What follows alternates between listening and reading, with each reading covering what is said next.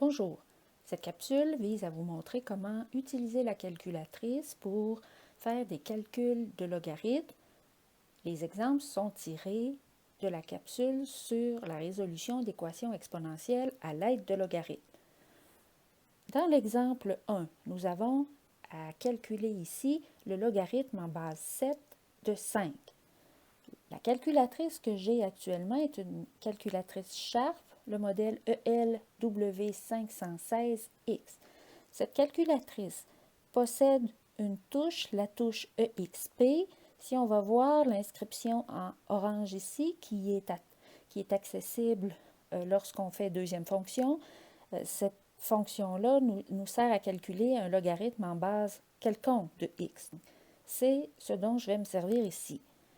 Donc, pour accéder à ce qui est en orange, je fais deuxième fonction et j'appuie sur la touche et je dois entrer ici la base du logarithme. Donc, en base 7, pour accéder à l'endroit qui me permet d'entrer l'argument, je dois utiliser la flèche qui est ici. Là, on voit que ça clignote et je peux entrer l'argument 5.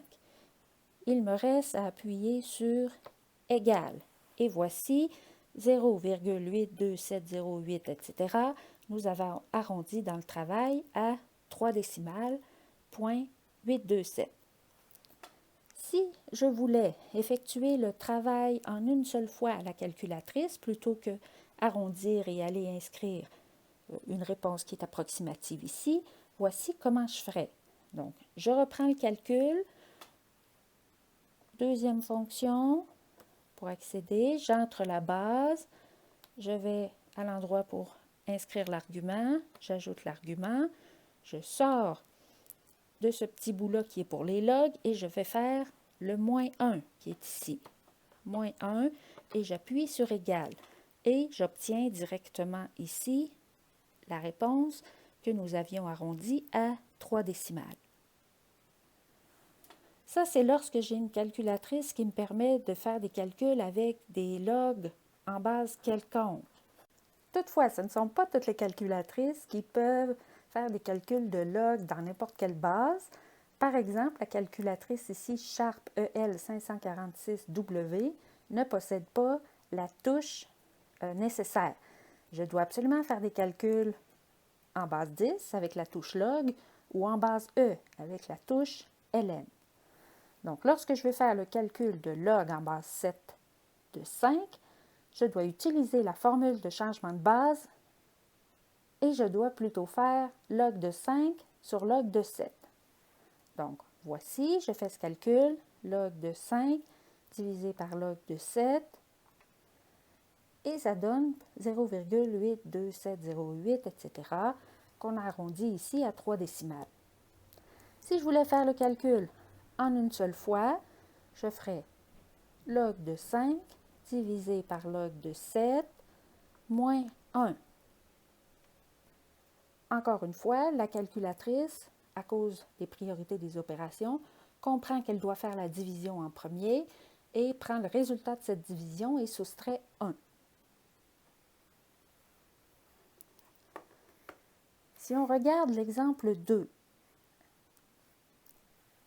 ici, j'ai un logarithme en base E à calculer, donc la façon de faire est la même, quelle que soit la calculatrice, puisque la touche ln est sur toutes les calculatrices. Donc, si je veux faire le logarithme en base E de 11, c'est tout simplement ln de 11 et j'obtiens mon résultat 2,3978, etc. Ici, dans ce qui est écrit, on a pris en note la réponse arrondie à 3 décimales et on a poursuivi le calcul ensuite. Si je voulais faire le calcul entièrement à la calculatrice sans noter aucun résultat intermédiaire, voici comment je ferais. Je ferais, on ouvre la parenthèse et je fais le calcul du ln de 11. Ensuite, je soustrairai 5. Je ferme la parenthèse et je diviserai par 3.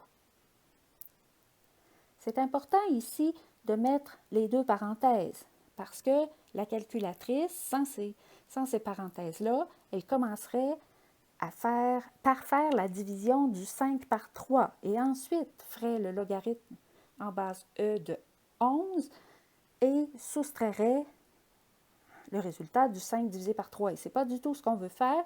On veut vraiment faire ln de 11 moins 5 et diviser ce résultat-là par 3. C'est pour ça que ces parenthèses-là sont absolument nécessaires. Donc, je fais égal et j'obtiens bien le résultat qui est ici.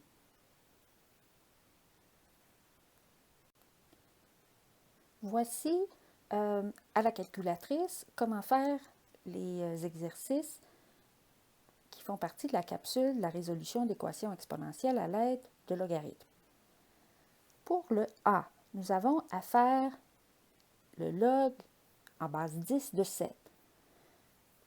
Il n'est pas nécessaire d'utiliser la formule de changement de base avec ce calcul parce que lorsqu'on a log en base 10, la touche log est directement en base 10. Donc, je fais log de 7 et voilà, j'ai immédiatement mon résultat. Si vous avez l'autre, plutôt un modèle de calculatrice comme le premier que j'ai utilisé tout à l'heure, c'est la même chose, la touche log fonctionne exactement de la même façon. Passons à l'exemple B. Nous avons ici à faire le logarithme en base 7 de 5 plus 1.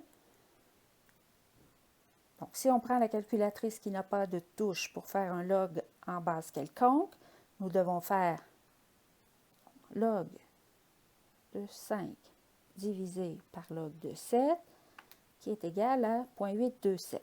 On peut prendre en note, ici en arrondissant à 3 décimales, et poursuivre le problème. Toutefois, si on voulait faire le calcul en une seule fois, de façon à ne pas perdre de précision à cause de l'arrondi, il faudrait venir travailler avec des parenthèses. Il faudrait mettre des parenthèses autour de l'opération d'addition ici au numérateur pour s'assurer que la calculatrice sache bien qu'il faut qu'elle fasse l'addition en premier et ensuite la division par moins 3. Donc, c'est ce que je vais faire.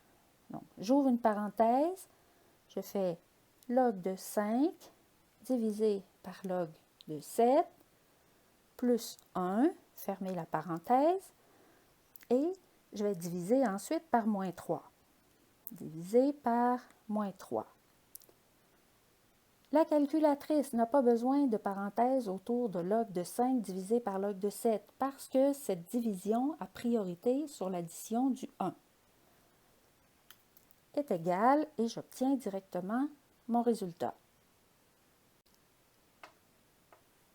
Pour le C, nous avons à résoudre une équation logarithmique où nous avons une base qui est fractionnaire et l'argument aussi est fractionnaire. Voici, nous allons travailler avec la touche qui sert à entrer des fractions. C'est la touche qui est ici. Bon, je vais commencer avec la calculatrice qui ne permet pas de faire des calculs en log de base quelconque. Donc, je vais être obligée d'utiliser la formule de changement de base. Donc, pour calculer le logarithme en base 5/2 de 6 cinquièmes, je vais utiliser ln de 6 cinquièmes sur ln de 5/2. Donc, voici comment je fais ln. Et là, je vais aller inscrire 6 cinquièmes en utilisant la touche de fraction. Donc, 6 cinquièmes. Et je vais diviser par ln de 5 demi. Je fais égal. Donc, on a bien ici le 0,199. On arrondit à 3 décimales. Si je voulais faire le calcul en une seule fois, je pourrais tout simplement poursuivre en faisant plus 3. Donc, ln de 6 cinquièmes divisé par ln de 5 demi plus 3. Et la calculatrice a géré elle-même la priorité des opérations et a fait la division des logarithmes naturels avant de faire l'addition du 3. Je vais changer de calculatrice Et je vais aller recommencer ce calcul, mais avec la calculatrice qui permet d'aller faire le logarithme en base 5/2.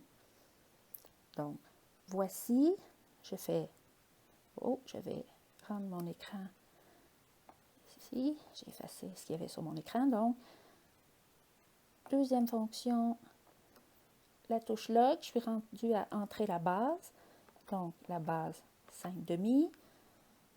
Je sors de la base pour aller dans l'argument, ça clignote, je suis bien dans l'argument, et je dois entrer ici 6/5. Je sors de l'argument et je sors du logarithme.